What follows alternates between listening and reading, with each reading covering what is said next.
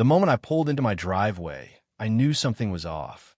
My garage remote, usually reliable as sunrise, did nothing. I stepped out, frowning, and that's when I saw it. The garage door pried half open, a crowbar lying in the dirt like a taunt. Peering inside, my jaw dropped. 3 massive pickup trucks were crammed in there, bumper to bumper, like they owned the place.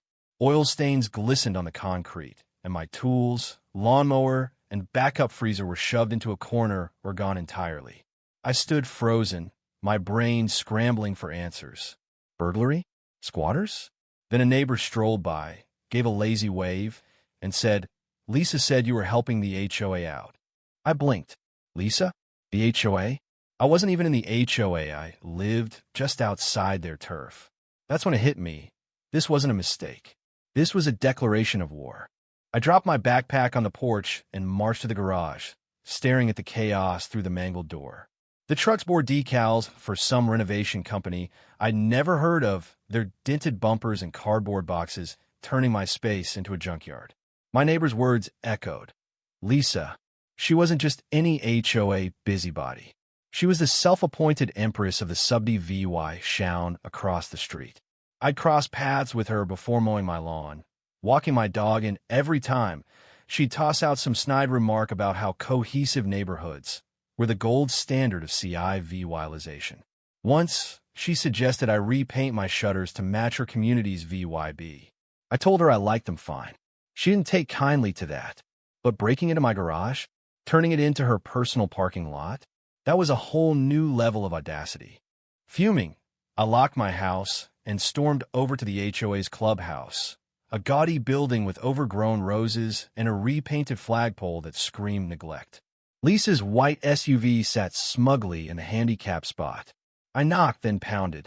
A teenager in flip-flops opened the door and waved me in, mumbling about Lisa's book club. Inside, there she was, perched on a wicker chair, sipping tea like she ruled the world. She looked up with a fake smile. "Oh, hi, Tom," she said, as if I'd popped by for a chat. "Hope you don't mind the trucks. We needed space, and your garage was just sitting there." I cut her off, voice tight. "You broke into my property. That's illegal." She scoffed.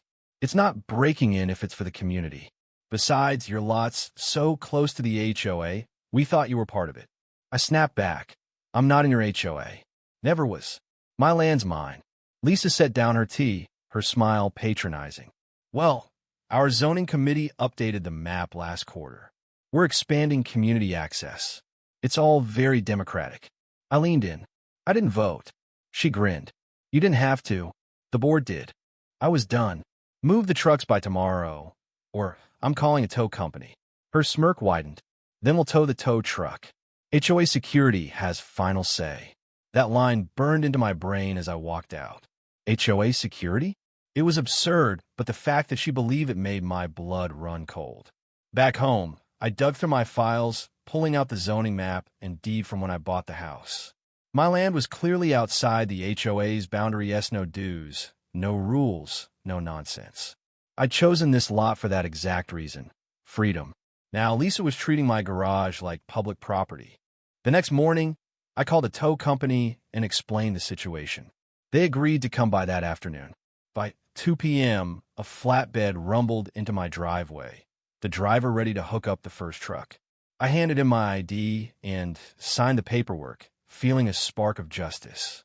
Then tires screeched. Lisa's SUV skidded up, followed by a black truck with HOA security stenciled on the side. 2 guys in polo shirts jumped out, yelling, "Unhook that vehicle! This is HOA equipment." Lisa marched over, wah-vying a clipboard like a judge's gavel. "This is an unauthorized tow. You'll be fine." The driver hesitated, then backed off. "Sorry, man," he told me. "If they claim it's a legal dispute, I need police verification." Lisa folded her arms, triumphant. "Told you. Good luck getting your garage back." As she strutted away, I gripped my phone, heart pounding. This wasn't just trespassing, it was a power grab. I scrolled through my contacts and found the one name I hadn't called in years. "Hey, Uncle Frank," I said. "It's time." Frank didn't need details. A retired real estate attorney with a knack for shredding legal nonsense. He showed up in 29 minutes, navy blazer crisp, a VY8er sunglasses on, briefcase in hand. He didn't sit, just spread my zoning map and deed on the kitchen counter and started scribbling on a legal pad. I told him everything. The truck's lease's smugness, the HOA's fake authority. When I mentioned the security team, he laughed. They impersonated law enforcement? Oh, this'll be fun. We walked the property line with his laser rangefinder, confirming my land was as separate from the HOA as oil from water. Frank took photos, had me install security cameras inside and outside the garage, and filed a trespass notice with the county. By the next morning, a zoning inspector named Keith called, sounding thrilled. We've had issues with that HOA before. I'm coming out. Keith arrived 2 days later, clipboard in hand, snapping photos of the trucks, the cracked lock, and a sign Lisa had taped up claiming the garage as HOA storage. He shook his head. They said you're in the HOA? I showed him the map. His eyes gleamed. Meanwhile, Lisa got bolder. She paraded past my house daily, sometimes with guests, like she was showcasing a model home. Once I caught her handing a key to a contractor, saying, "Drop the tools in the back." He's fine with it. I stepped in, told the guy he'd been lied to. He apologized and left, embarrassed. Lisa didn't blink. "It's community space," she snapped. "You don't get to gatekeep progress." I walked away before I lost it. A neighbor, Martha, tipped me off about an HOA meeting where Lisa pushed to annex nearby properties for logistical use. She'd bribed the board with promises of a new tennis court. Frank was giddy. Let her dig her grave. Then a county inspector showed up unannounced, investigating Lisa's unpermitted keypad lock on my garage.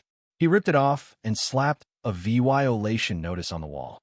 Lisa lost it, banging on my door with an HOA handbook. "You're destabilizing community harmony," she screamed. I pointed to the inspector's sign, "Do not enter." She paled and backed off, mumbling about lawyers. The zoning department's report was a dream. Unauthorized land use, illegal hardware, HOA overreach.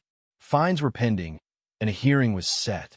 Frank suggested thorn bushes native, permit-free, and sharp as hell. We planned to ring the garage with them, a natural keep-out sign. But before we could plant, my new motion detector pinged at midnight. I opened the app and saw Lisa, dressed in black, crowbar in hand, trying to break in. I hit the silent alarm. 90 seconds later, police lights flashed. They cuffed her in my driveway as she glared at the camera. I sipped tea behind my curtains and whispered, "Checkmate, Lisa." The trucks were towed after a 48-hour notice, despite Lisa's sidewalk tantrum. We planted the thorn bushes, and the HOA faced a city audit after we found records in one truck linking Lisa to shady contracts. The board crumbled, and a lawsuit followed. The media ate it up. Lisa became a meme, her arrest viral. The HOA issued a public apology, and I spoke at a town hall, sharing how one woman tried to steal my land with a clipboard and ego. Neighbors clapped, inspired. I even spoke at a high school CI VYCS class, where kids asked about moats and TikTok. Months later, I saw Lisa at a hardware store, now a property consultant, add VY sing a couple on fences. I didn't confront her, just smiled and walked away. The lawsuit settled with the HOA admitting fault, and my garage was mine again, guarded by thorn bushes and a sign. Not in the HOA. Trespassers will be documented. Life was quiet, but Lisa's anonymous letter warned, "This isn't over." I laughed. Let her try. What would you have done in my shoes? Would you have confronted Lisa sooner or gone straight to the cops? Should I have pushed for harsher penalties or let the thorn bushes do the talking? Drop your thoughts below, hit that like button if your team not in the HOA, and subscribe for more Wild Neighbor Showdowns.